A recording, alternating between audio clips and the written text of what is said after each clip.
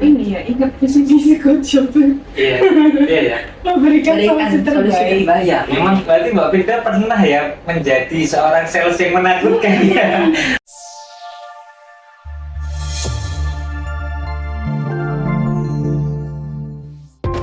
Assalamualaikum warahmatullahi wabarakatuh. Waalaikumsalam warahmatullahi wabarakatuh. Selamat pagi. Pagi. Semanggi University, ketemu lagi dengan kami dari tim Coach Shop Surabaya Timur. Untuk kali ini kita akan membedah buku, tapi sebelumnya kita perkenalan dulu ya. Untuk kali ini saya sebagai moderator Maria, kemudian ada Mbak Firda untuk yang membedah buku kali ini, kemudian ada Pak Vicky untuk lainnya. Baik, untuk mempersingkat waktu, kita tidak usah berlama-lama karena kita juga kepoin ya apa yang akan dibedah sama Mbak Firda. Kita bahas apa sekarang Mbak Firda? Oke, terima kasih banyak Bu ya. Jadi kali ini teman-teman kita mau bedah buku yang berjudul 14 jam belajar closing sales. Rahasia cerdas menjual untuk sales profesional di semua level, pengalaman dan keahlian dari Asli Musman. Waduh, ini amazing banget dari judulnya ya. Ini yang kita Betul, bedah semua sales ya. jam ini. Oh, tidak dong. Enggak ya? Kasihan nanti yang nonton sampai ngantuk. Oke. Jadi pertama kali kita pastinya bahas di bab 1 gitu ya. Karena memang ini kan ada beberapa bab ya. Jadi yang ini kan baru pertama kali nih kita bedah di buku 14 jam belajar closing sales itu ya. Jadi kita mau ini udah bab 1 ini dulu, dan di awalnya itu dia itu ada kata-kata gini. Jadi ada kata-kata di sini, jika suatu hal membuat Anda takut, mungkin Anda baiknya untuk mencobanya. Gitu ya. Jadi di bagian bawahnya ada alergi pada profesi sales. Jadi di sini tuh jelasin kalau pelanggan-pelanggan itu pada takut sama sales-sales yang datang ke rumah buat maksa beli, meskipun dia lagi gak butuh barangnya. Nah itu kan kayak apa ya itu? Kayak udah banyak gitu kan kejadian kayak gitu. Jadi para ibu-ibu itu lagi takut banget sama orang-orang sales yang datang ke rumah buat nawarin produk karena terkesan memaksa gitu. Padahal sales sendiri itu nggak harus kayak gitu, nggak harus kayak gitu. Itu kayak Nggak harus nakut-nakutin ya. betul, nggak harus nakut-nakutin, nggak harus maksa, karena kita menjual itu bukan seperti itu sebenarnya. Karena mungkin yang memaksa itu sales-sales yang ditarget harus berjualan gitu, dan itu kayak terkesan pepet gitu ya. Gimana caranya aku harus jual produk ini ke orang ini gitu.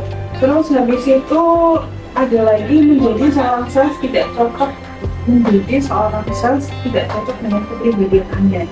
Jadi itu tuh jelasin kalau misalnya semua orang itu bisa menjadi seorang sales, meskipun orang itu introvert, meskipun orang itu jarang ketemu sama orang gitu, itu bisa menjadi seorang sales.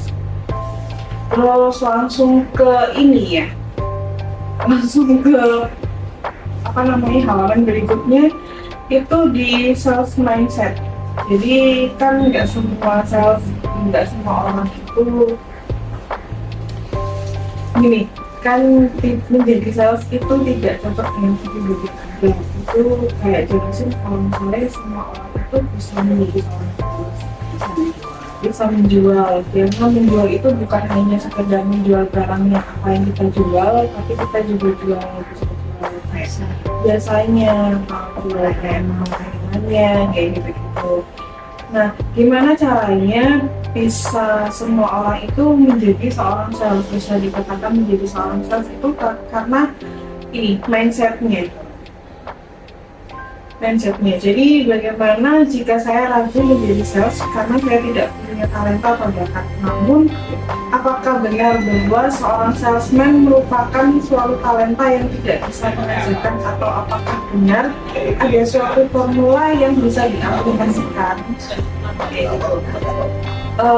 Jadi ini untuk tips-tipsnya ada 4 sih. Yang pertama, jadi syarat kita bisa menjual itu kita bisa memahami faktor mengapa. Mengapa itu kita itu harus kayak introspeksi diri ke kita. Kenapa kita jual ke dia? bagaimana produk itu akan bisa membantu customer. Maksudnya itu kayak kita jual ini tuh cocok nggak sih sama yang kita dibutuhkan? tawarin. Terus yang kedua itu sales membantu calon pembeli, bukan menjual. Kembali lagi ke mindset ya. Jadi kita itu jual ke customer itu bukan seolah-olah nih aku jual beli gitu kan, bukan kayak gitu, tapi kita harus membantu apa yang dia butuhkan, kita bantu dan kita kasih solusinya. Yang ketiga, memiliki niat yang jelas. Jadi niat yang jelas itu bukan karena ini ya, kalau pembeli dapat merasa ketika mereka hanya ditawarin produk dan diburu hanya demi komisi. Jadi niat yang jelas itu kembali lagi ke membantu tadi. Terus yang terakhir adalah tidak takut ditolak.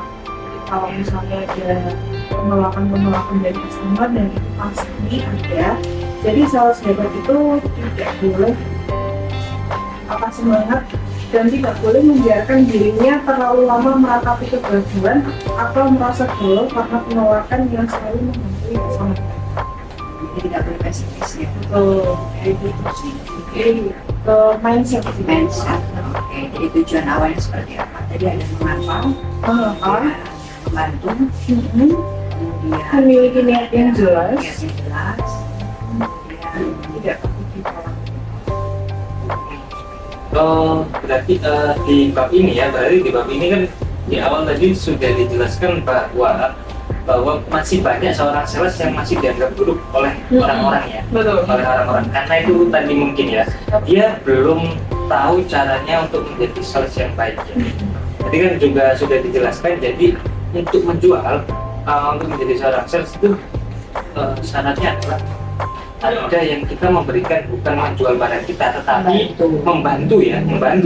Jadi kalau kalau membantu seseorang, seharusnya kan orang yang dibantu tidak merasa dirugikan, malah merasa senang. Berarti fokus dia yang sales tadi, yang dianggap sebagai yang ditakuti sama orang-orang, itu mungkin dia agak-agaknya atau cara dia melakukan profesinya adalah menjual barang yang tadi, bukan membantu. Jadi fokusnya di situ. Dan untuk membantu juga, membantu orang, berarti artinya adalah kita harus tahu dulu kebutuhan mereka ya, biar bisa membantu. Bukan ujuk-ujuk kita membantu gitu aja kan ya. Seperti film Dono, di film-film Dono itu orang nggak mau nyebrang, tiba-tiba dicebrangin. Niatnya membantu tapi belum butuh dia ini loh, nggak butuh nyebrangin kok malah diseberangin. Di tengah-tengah udah nggak bisa balik dia gitu.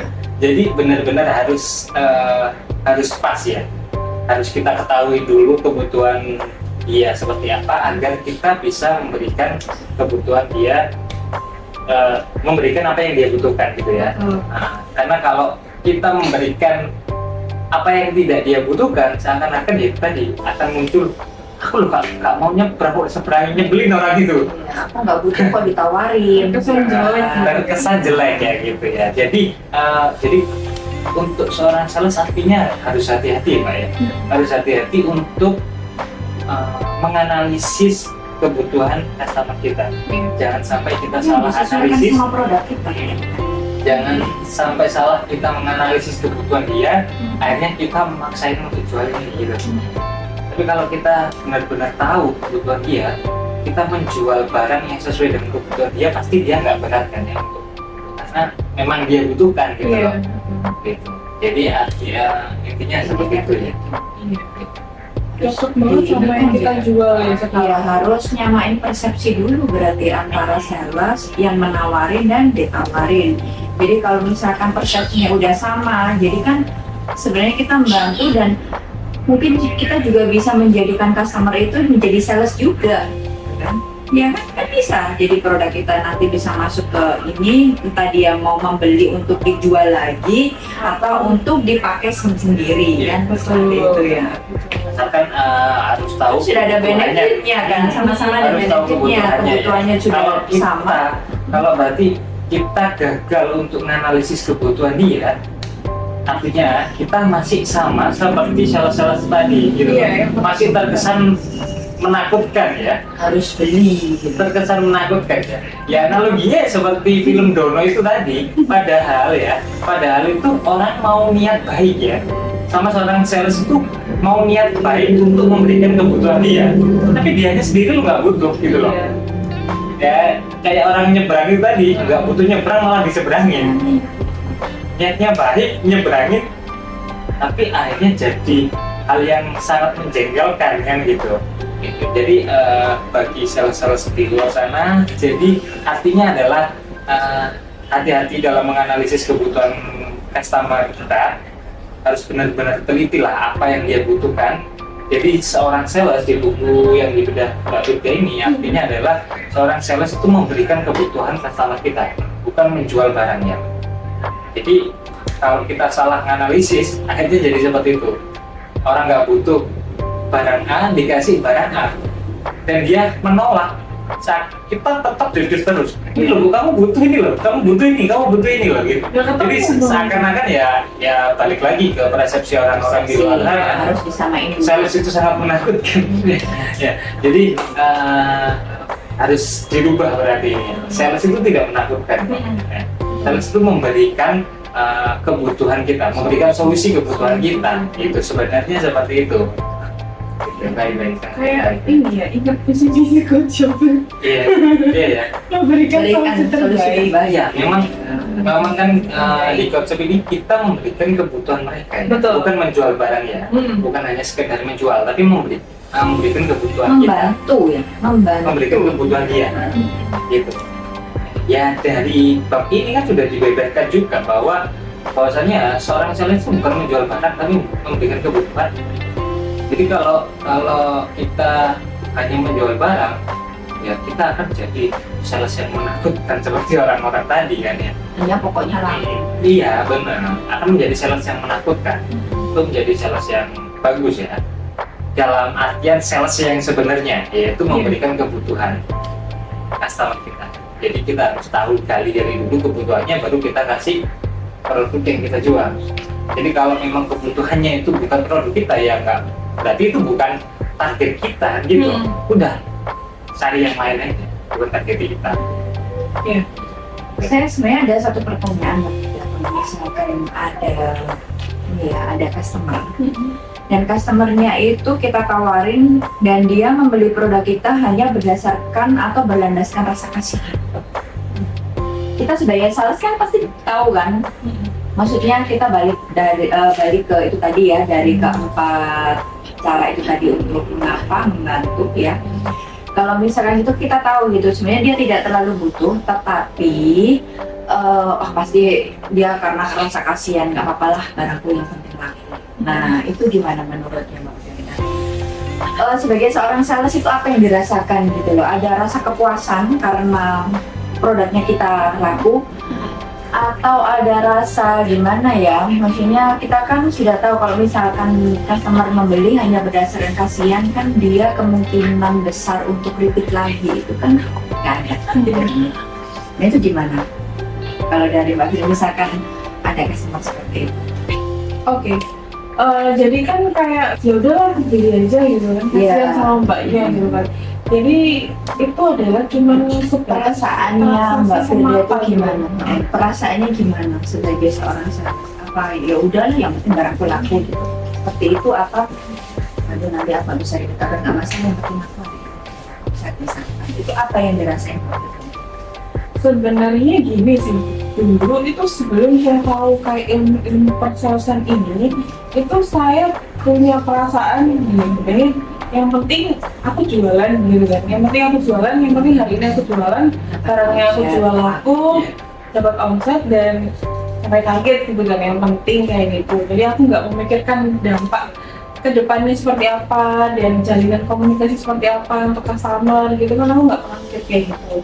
Tapi setelah saya tahu nih, saya belajar dan dari Semang University ini saya belajar ya bahwa persalesan ini tuh ada ilmunya, dan ilmunya itu sangat banyak, dari cara kita sebelum menjual, dari cara kita sebelum dari cara kita memulai percakapan sama customer itu seperti apa, cara menegosiasi itu seperti apa, itu lebih ke kalau sekarang itu kayak lebih ke mikir gitu ya. Bisa gitu kan. Ini bener nggak ya aku kayak gini gitu kan, ini orangnya benar-benar butuh barang aku nggak ya gitu. Orangnya bisa beli lagi kan. Betul gitu sih. Jadi saya pernah ada di fase ya udah lah, yang penting kamu beli barangku gitu. Tapi sekarang lama-lama kok kayak nanti orangnya kalau nggak beli lagi ke aku gimana ya gitu. Berarti Mbak Firda pernah ya menjadi seorang sales yang menakutkan ya? Pernah ya? Iya betul. Ada itu tadi karena kan berlandaskan rasa kasihan untuk customer. Daripada lama-lama di sini udah dibeli berapa Mbak, bayangin aja. Iya gitu. Tapi kalau saya melihat ya, bukan di mata sales ya, di mata orang yang pengamat antara pembeli dan penjual itu, dan pembeli ini membeli dengan rasa kasihan. Kalau menurut saya itu malah saya apresiasi seorang salesnya itu. Kenapa? Kalau saya apresiasi berarti dia bisa mengambil hati seorang customer ini kan. Ya kan? Meskipun dia nggak butuh, tapi dia bisa mengambil hati seorang customer ini untuk mau beli barang kita, padahal dia nggak butuh. Karena mengambil hati seseorang itu kan juga perlu di dalam dunia sales ya. Jadi sebagus apa barangmu, memang itu kebutuhannya. Kalau kita nggak bisa dapat hati tersebut, ya nggak beli juga gitu loh, nggak beli juga. Jadi artinya kalau saya sih melihatnya sangat apresiasi karena bisa ngambil hati customer. Padahal customernya itu nggak butuh, tapi kita bisa ngambil hati. Ya meskipun ambil hatinya dengan rasa kasihan dia, berarti kan bisa ngambil hati kita. Tidak menjadi pikiran orang yang jengkelin kayak tadi kan, yang penting beli gitu. Sales yang menakutkan lah, maksudnya bukan jadi sales yang menakutkan yang tidak bisa mengambil hati customer. Gitu sih. Iya, untuk bab kali ini sudah dikupas ya bab pertama sama Mbak Firda. Dan untuk selanjutnya kepoin aja ya di Semanggi University untuk kalian supaya bisa mendapatkan ilmu-ilmu lagi. Oke, untuk Kak Vicky apa sih ringkasannya yang kita bahas untuk kali ini? Jadi ringkasannya dari yang dibahas Mbak Firda adalah ternyata masih banyak ya orang yang masih takut dengan seorang sales.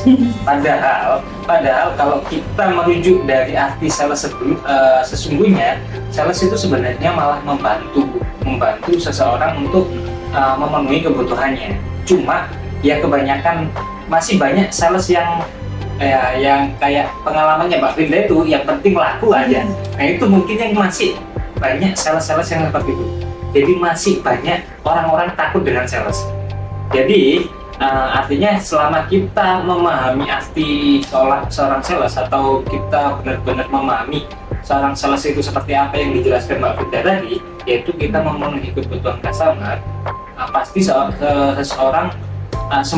orang tidak merasa takut dengan sales, malah butuh seorang sales. Karena setiap orang itu punya kebutuhan, gitu loh. Kalau punya kebutuhan, siapa yang diajar? Ya sales untuk memenuhi kebutuhannya kan gitu. Iya. Malah sekarang masih banyak orang yang takut, berarti kan masih banyak sales-sales yang belum tahu kesalesannya gitu ya. Belum tahu kesalesannya ya. Belum paham mengenai persalesan gitu ya. Itu fundamental banget itu. Itu sebenarnya fundamental banget ya. Masalah yang seperti itu. Jadi artinya seorang sales harus paham mengenai fundamental seorang sales itu seperti apa. Baik, terima kasih banyak Pak Vicky atas Yes. ringkasannya. Terima kasih kepada Mbak Firda yang sekarang sudah membedah apa judulnya tuh? 14 jam belajar closing. Oke, untuk yang babak selanjutnya jangan lupa ya untuk stay tune di sini untuk next ya. Terima kasih banyak. Saya tutup untuk Berabu kali ini. Saya Merlia. Saya Firda. Dan saya Vicky. Oke, wassalamualaikum warahmatullahi wabarakatuh.